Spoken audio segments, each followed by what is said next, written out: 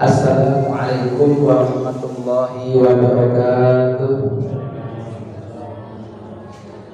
Innal hamdalillah nahmaduhu wa nasta'inuhu wa nastaghfiruh wa nastahdihi wa natubu ilaihi wa na'udzu billahi min shururi anfusina wa sayyiati a'malina. May yahdihillahu fala mudilla lahu wa may yudlil fa ulaika humul khasirun. Asyhadu an la ilaha illallah wahdahu la syarikalah wa asyhadu anna Muhammadan abduhu wa rasuluh.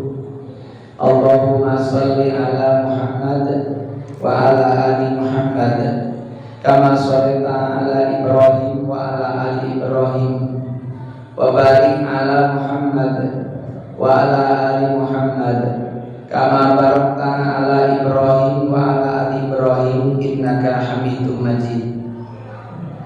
Fa ibadallah usikum wa iyaya nafsi bitaqwallah haitsu yaqulu azza wa jalla fi kitabihil karim. A'udzu billahi minasyaitonir rajim.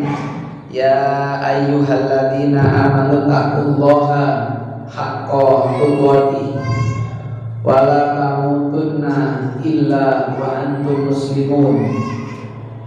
Wa qala Rasulullah sallallahu alaihi wasallam ittaqillaha haitsu ma kunta wa abis sayyi'atal hasanata tamhuha wa khaliqin nasa bi khuluqin hasanin. Shadaqallahul adzim wa shadaqa rasuluhul karim. Para bapak ibu, hadirin hadirat jamaah kajian pagi SDIT Alisalah Setan Magelang yang berbahagia dan yang mudah-mudahan dirahmati Allah Subhanahu wa Ta'ala. Kita bersyukur pada pagi hari ini atas izin dan ridho Allah di bulan Syawal, di bulan di mana baru saja, belum lama, belum jauh kita meninggalkan sebuah pelatihan suci yang softwarenya langsung dari Allah Subhanahu wa Ta'ala, yaitu bulan puasa, bulan yang penuh berkah dan bulan yang dijadikan untuk mengupdate, merefresh kembali semangat kita di dalam beribadah kepada Allah Subhanahu wa Ta'ala. Maka bulan Ramadan ini adalah bulan tarbiyah, bulan untuk melatih kita agar kita menjadi orang-orang yang begitu bersemangat di dalam mencari ridhonya Allah Subhanahu wa Ta'ala. Maka kalau bulan Ramadan dijadikan sebagai bulan pelatihan, maka bulan Syawal, Dzulqa'dah, Dzulhijjah, Muharram dan seterusnya adalah bulan bagaimana kita mempraktekkan amal-amal yang sudah kita latih, kita biasakan di bulan Ramadan. Kemarin baru latihan. Kalau orang mau berkompetisi, ya, ketika orang mau melakukan pertarungan, maka butuh pelatihan. Pelatihan itu dalam rangka untuk ketika kita bertempur, ketika kemudian kita ini berhadapan dengan apa yang semestinya akan kita hadapi, maka kita sudah lebih baik. Itulah yang kemudian semestinya kita ini menggunakan bulan Ramadan. Bulan Ramadan itu untuk, ya, ini cukup.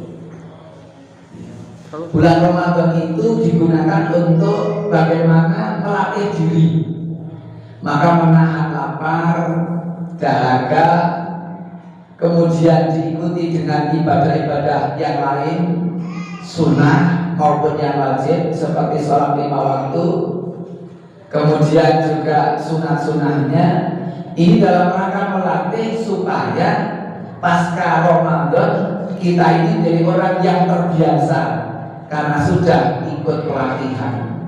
Bapak Ibu sekalian, maka kita ini menggunakan Ramadan itu sebagai media, sarana untuk kita lebih baik. Sering kita mendengar inna min uqubatil hasanah al hasanatu ba'daha wa inna min uqubatis sayyi'ah as-sayyi'atu ba'daha. Sesungguhnya akibat dari sebuah kebaikan atau balasan dari sebuah kebaikan adalah melakukan kebaikan setelahnya. Dan sesungguhnya akibat dari sebuah keburukan adalah keburukan setelahnya. Kalau kita di bulan Ramadan kemarin melakukan kebaikan, tanda bahwa kebaikan kita di bulan Ramadan itu diterima adalah di bulan setelahnya kita melakukan kebaikan lagi.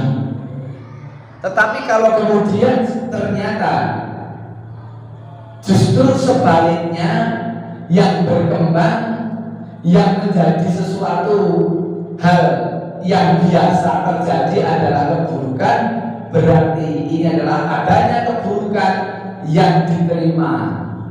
Artinya adanya keburukan yang berefek pada keburukan berikutnya. Maka Bapak Ibu sekalian, di pagi hari ini kita bersyukur sekali atas izin Allah kita diberi kesehatan, diberi kesempatan. Karena siapa yang saat ini sedang menikmati apa-apa yang Allah karuniakan, menikmati sehat, menikmati ketenangan, kedamaian, limpahnya rezeki, melimpahnya rezeki, dan bahagia adanya dan banyaknya kenikmatan-kenikmatan, maka artinya saat itu kita mendapatkan rahmat dari Allah Subhanahu wa Ta'ala. Manakala mungkin saat ini ada yang sedang mendapati sesuatu yang tidak nikmat, tidak menenteramkan, sempitnya mungkin rezeki atau kondisi fisik, kondisi badan yang kita sendiri sedang tidak begitu fit, maka sebetulnya Allah sedang mendidik kita untuk kita bisa mendapati hikmah. Maka disitulah adanya rahmat dan adanya hikmah. Maka ketika kita memahami firman Allah, ayat-ayat Allah, hadis-hadis Rasulullah, tidak ada sesuatu yang tidak baik. Kalau di dalam akhlak Islam itu ada syukur dan sabar. Syukur dan sabar. Ketika kita mendapatkan nikmat Allah, nikmat dari Allah dengan kondisi badan yang sehat, dengan rezeki yang melimpah, dengan kenyamanan atau keamanan diri dan keluarga, kita bersyukur. Itulah rahmat dari Allah Subhanahu wa Ta'ala. Dan manakala kondisi kita sedang tidak nyaman, ada kegundahan, ada kegalauan, ada sempitnya rezeki, ada fisik yang baru diuji dengan ketidaknyamanan karena sakit, di sana nanti ada hikmah. Di sana butuh adanya sebuah kesabaran. Maka di dalam agama kita, Islam ini mengajarkan bahwa sabar dan syukur itu tidak bisa dipisahkan.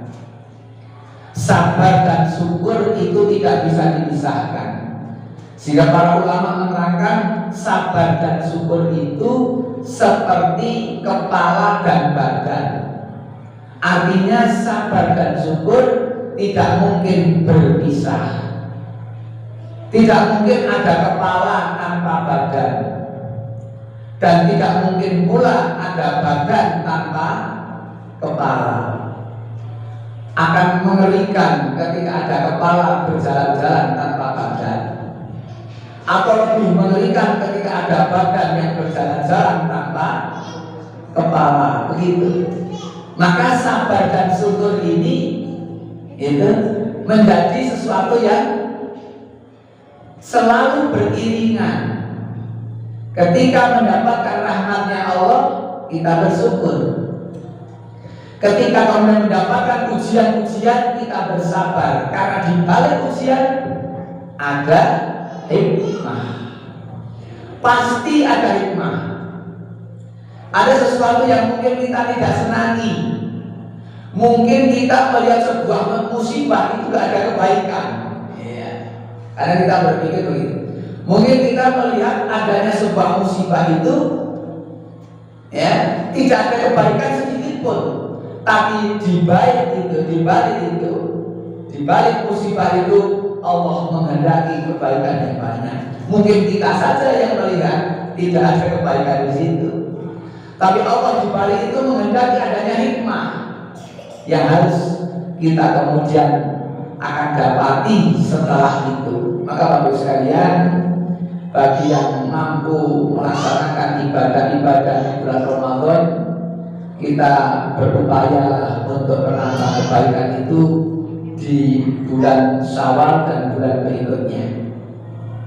Kemudian kalau kita kemudian di bulan Ramadan ini ada beberapa yang tidak bisa kita kerjakan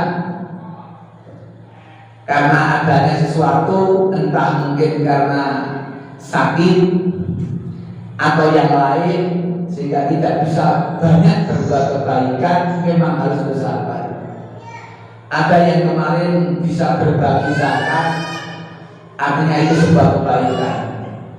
Ada yang kemudian bukannya berbagi zakat, tapi memang Allah sedang takdirkan dia untuk menjadi orang yang mustahik zakat, orang yang berhak mendapatkan zakat.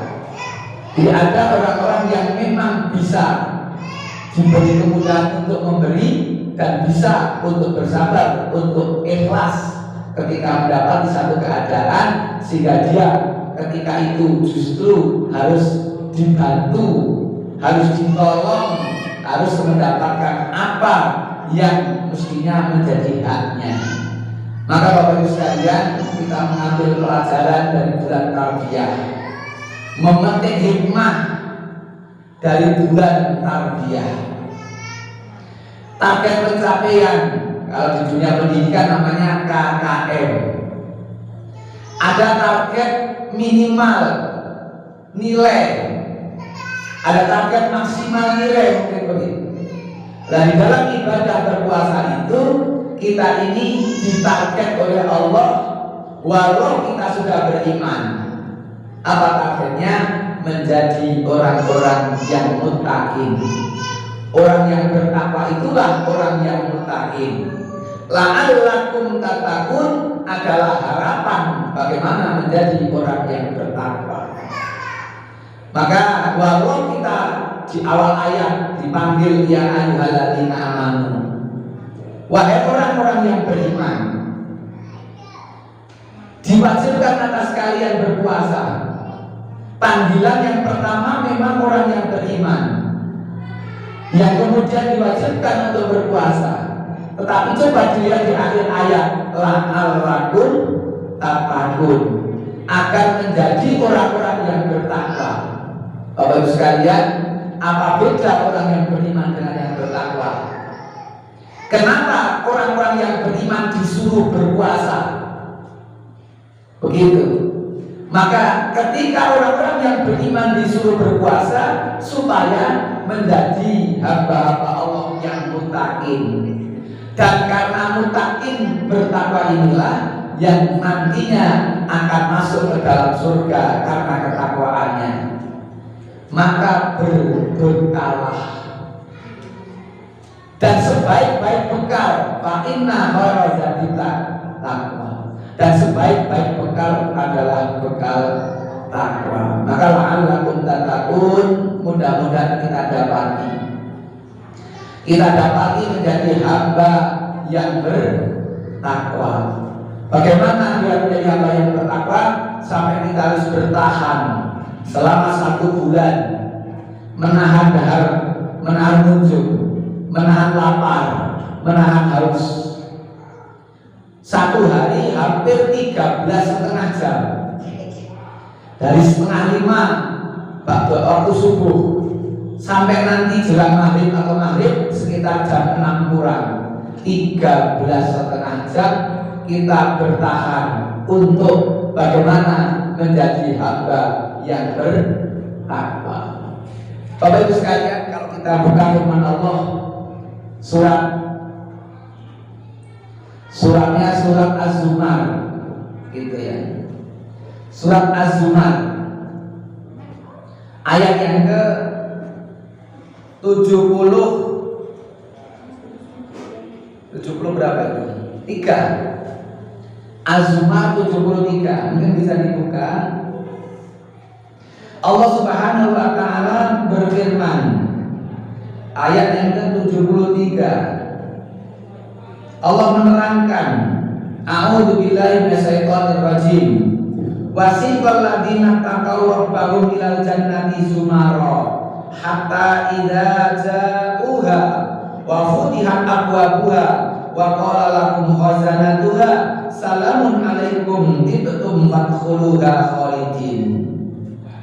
Ada kata-kata yang terkait dengan tarbiyah, bulan tarbiyah Ramadan, yaitu kalimat ittaqau,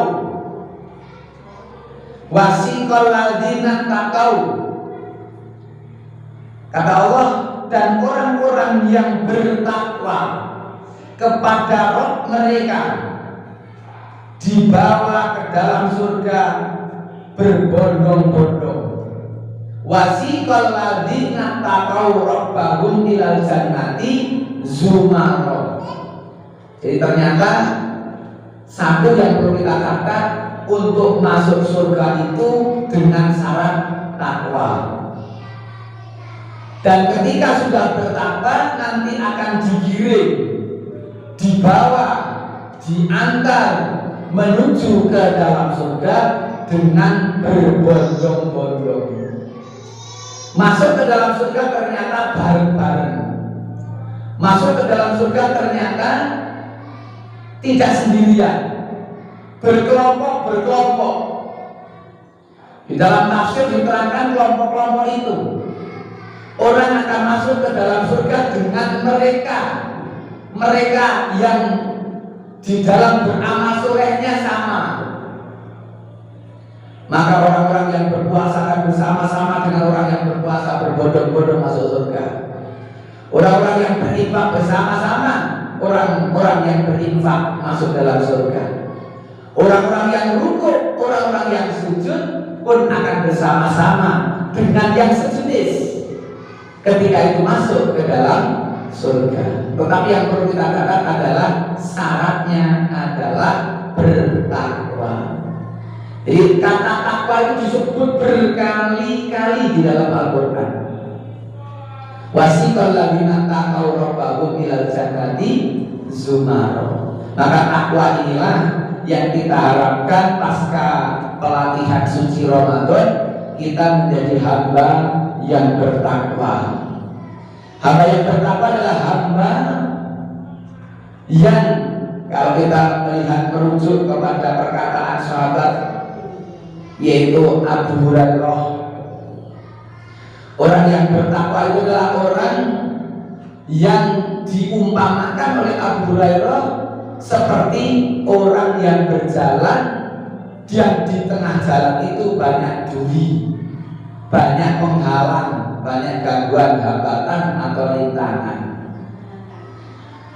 Maka ketika kemudian berjalan di atas jalan yang banyak duri, maka orang yang berjalan, maka dia akan berjalan dengan berhati-hati. Orang-orang yang berhati-hati inilah orang-orang yang bertakwa. Orang-orang yang berhati-hati inilah orang yang ketika senantiasa berhati-hati untuk supaya dia tidak jatuh, atau supaya dia tidak kena duri, atau supaya dia tidak kena penghalang atau gangguan. Maka orang yang bertakwa itu orang yang bagaimana ketika berjalan senantiasa waspada, bukan berjalan di tempat yang mengkhawatirkan, justru dia bermain-main, apalagi kemudian sampai terlena sehingga bahaya akan menimpa. Inilah kata beliau yang namanya takwa. Bapak Ibu sekalian, kemudian kata takwa menurut sahabat Ali bin Abi Thalib, oleh beliau diterangkan lebih jelas lagi, karena beliau menerangkan takwa itu dengan 4 hal. Yang pertama kata Ali bin Abi Thalib, orang yang bertakwa adalah orang yang al-khawfu minal jalil. Yang kedua adalah orang-orang yang al-amalu bitanzil. Yang ketiga adalah orang-orang yang ar-ridho bil qalil atau al-qanaatu bil qalil. Dan yang keempat adalah al-istidadu yaumar rahil. Di orang-orang yang istidad, yang terakhir kata Ali, selalu siap-siap untuk melakukan sebuah perjalanan. Orang-orang yang akan melakukan rihlah, hidup ini panjang. Maka dikatakan oleh ulama-ulama seperti Imam Syafi'i, man arafa budas safar ista'adda.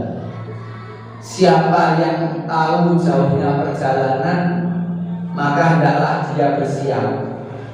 Jangan sampai salah membawa bekal, apalagi tidak berbekal. Salah membawa bekal saja masalah. Sudah merasa yakin bahwa dirinya sudah membawa bekal, tapi ternyata bekal yang dibawa bekal yang salah. Apalagi bahkan perjalanan yang panjang tanpa adanya bekal, maka sungguh mengkhawatirkan, sungguh menakutkan orang mau berjalan jauh tanpa bekal. Inilah kita harus bersiap, apalagi ketika kita harus pulang itu, karena setiap kita akan pulang, kita ini akan kembali, maka kita kembali kepada Allah. Bacaan orang yang kembali kepada Allah, orang yang mendengar orang yang kembali kepada Allah, bacaannya adalah inna lillahi wa inna ilaihi raji'un. Al-istidadu yaumar rahil, ada persiapan untuk melakukan perjalanan kembali. Karena aslinya kita ini bukan penduduk bumi, kita ini bukan asli penduduk dunia. Kita ini aslinya penduduk surga. Kemudian di dunia ini karena adanya sebuah kesalahan gitu ya, sebuah kesalahan atau adanya perbuatan bapak moyang manusia, yaitu Adam alaihissalam dan ibunda Hawa, perbuatan yang dilarang oleh Allah, kemaksiatan kalau kita katakan saat ini di dunia. Maka di dunia inilah manusia diuji, nanti dia akan dikembalikan gitu. Maka kembalinya kepada Allah. Lah sebelum kembali harus berbekal. Al-istidadu yaumar rahil. Jadi berbekal istidad untuk menghadapi hari-hari yang panjang, rihlah yang panjang. Bukan pendek hidup ini, karena nanti akan ada kehidupan setelah ini. Ada yaumul mahsyar, yaumul ba'ats, yaumul hisab dan seterusnya. Itu kalau sudah masuk di akhirat. Ternyata sebelum di akhirat ada alam lagi yang namanya alam barzakh, alam kubur. Maka itu semua butuh persiapan. Al-istiqdadu yaumar rahil. Apa yang sudah kita siapkan? Apa yang sudah kita siapkan dari bekal-bekal yang bermanfaat ketika nanti kita menghadap Allah Subhanahu wa Ta'ala? Maka bekal yang paling baik adalah bekal takwa. Maka takwa adalah bekal kita. Bagaimana kita kelak menghadap Allah dengan selamat? Seperti orang yang mudik. Kalau kita akan mudik, maka kita melakukan persiapan. Bahkan ada yang melakukan perjalanan jauh sebelum mudik karena merantau dan sukses, maka sebelum sampai rumah dia sudah kirim amal-amal untuk kebaikan ketika di rumah. Transfer sekian ribu, sekian ratus, sekian juta. Untuk apa? Untuk ketika sudah sampai di rumah supaya lebih nyaman. Maka transferlah untuk bagaimana memperbaiki rumah. Transfer lagi untuk memperbaiki dapur. Masih transfer lagi untuk perbaikan tempat parkir. Masih transfer lagi untuk mempersiapkan kamar tidur, kamar istirahat, ruang tamu, kursinya dan sebagainya. Sebelum dia pulang, dia sudah kirim dulu. Sudah kirim banyak dana untuk lebih membuat senangnya ketika sudah sampai di rumah. Sebelum itu sudah kirim, dan ketika perjalanan pun membawa bekal yang cukup. Maka pulang dengan senang. Segala sesuatu sudah diantisipasi. Perbekalan sudah cukup. Maka sungguh menggembirakan perjalanan pulang. Sampai di rumah lebih bahagia lagi karena banyak yang sudah disiapkan sebelum kepulangannya.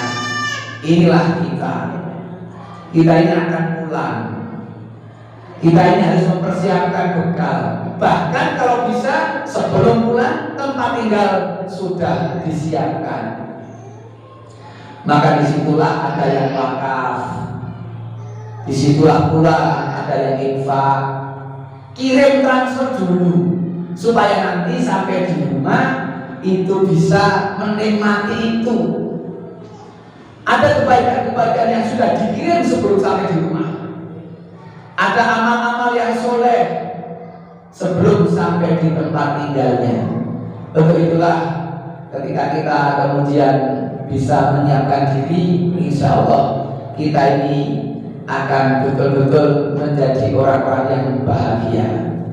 Maka apapun yang terjadi ketika di dunia, kalau ada kebaikan, maka kebaikan itu adalah rahmat dari Allah.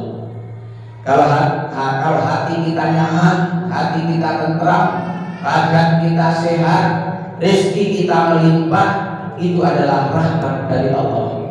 Tetapi kalau sebaliknya, kesimpulan yang kita ambil, kalau sebaliknya kadang hati tidak nyaman, banyak ujian sedang mendera datang bertubi-tubi, badan pun kadang sedang diuji ketika itu tidak sehat, bahkan kadang pula sempitnya rezeki.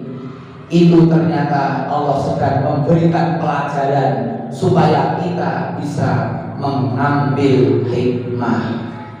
Saya kira begitu Bapak Ibu sekalian.